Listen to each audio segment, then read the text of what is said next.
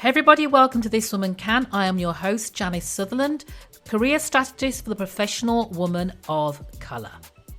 Now, when you're feeling stuck in a career, industry or a job that no longer fits, a career coach can be the lifeline that helps you identify and evaluate possible new directions. Now, even though career coaching has often been viewed as being exclusively for senior professionals or senior executives, I'm here to tell you that if you feel you need help, guidance and support navigating your career, then coaching is for you.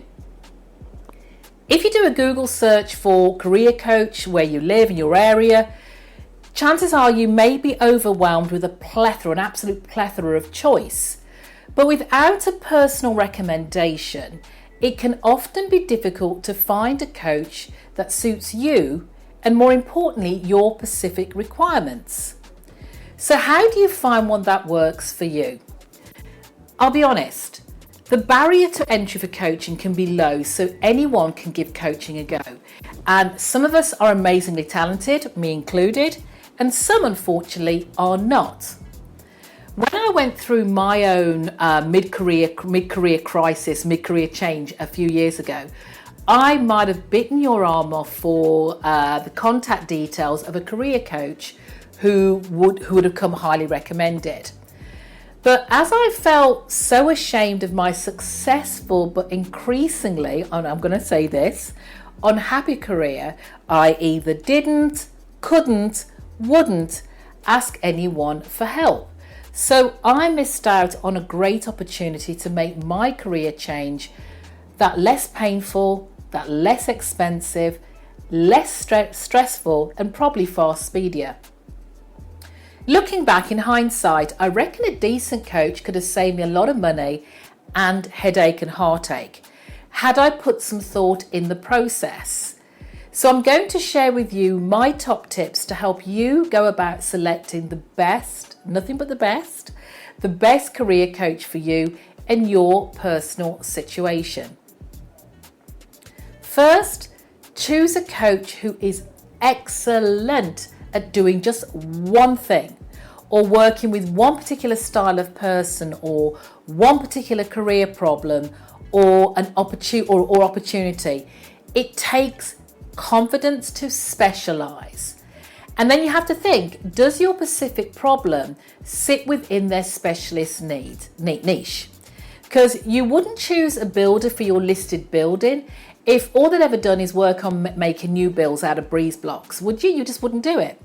So choose someone who is really, really good at doing one thing or working with one particular style of person, problem, or opportunity. Now, it's my opinion, my strong opinion, that a great career coach must have chosen a niche. Otherwise, you might be paying them to learn on the job.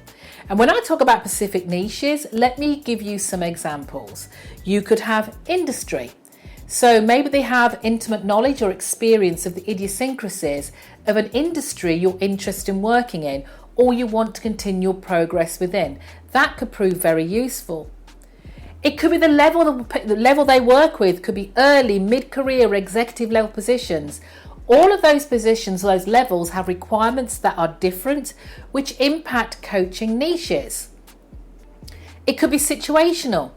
If you can assess the specific problem that is making you feel career stuck, a coach with specific situational experience can be very helpful.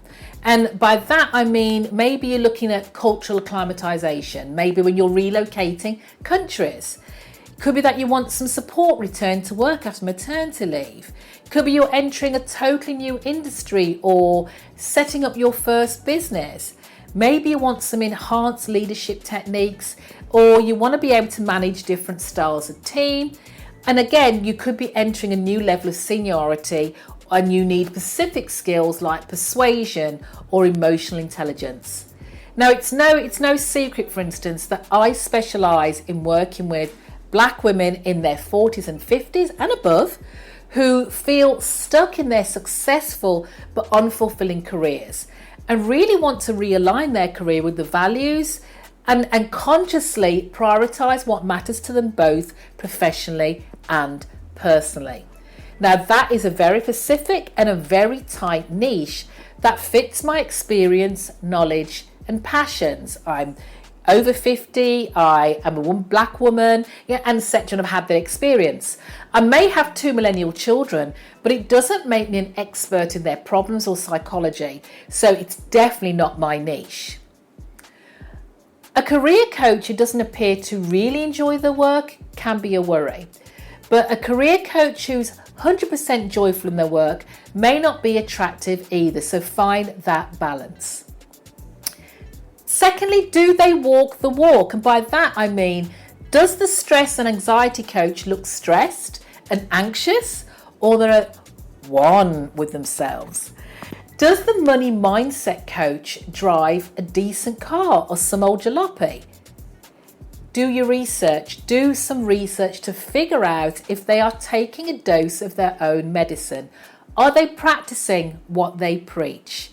And it really won't take long for you to do a quick 10-minute whiz around their website, maybe watching their videos on social media, reading their blog, listen to their podcast like this. All that should give you the feeling that they are walking the walk. They're practicing what they preach. Thirdly, this is an important one. Do you like them enough to be regularly vulnerable in front of them? Any decent career coach offers some form of check me out call, which is a two-way process. And for me, that's what I call a breakthrough call. Or you may hear it be called discovery calls. But bottom line, the process is the same. It's a two-way process for you to sound me out as much as I do you. It's highly likely that if you feel stuck in your career, that you will need to be openly vulnerable, as that's the only way you'll be able to see things from a really different angle and begin to figure out your potential next steps. And your coach will be asking you questions to help you see that. And by asking and answering questions during your discovery, your breakthrough call, you'll be able to test how sensitive they will be to your situation, or to get examples of similar people they've worked with, or to figure out if their style of coaching works with you. Lastly, for me, and maybe it's just me, do they have a sense of humour? I love to laugh. I love to enjoy what I'm doing. And if I'm going to be working with someone for several hours a month, even longer, especially in the Reinvention Blueprint for Women of Colour, my program, it's just more enjoyable if we can laugh every now and then. And just because you might be talking about some painful stuff with your coach, doesn't always mean that it needs to be serious. The real focus here should be helping you get the results you want, and I'm sure that you would agree. Now, those are my tips for working with a coach, or finding, should I say, a coach that's right for you. If you've liked what you've heard and you want to get in touch with me and have a chat whether I'm a right coach for you, you can do that by visiting my website, janicesutherland.com, and just booking a time for us to have a breakthrough call to decide if you're good for me and I'm good for you, and we can take it from there, and I'm sure you will. That's it for this week, and as ever, as I always say, if I can, you can, this woman can. Take care until next time.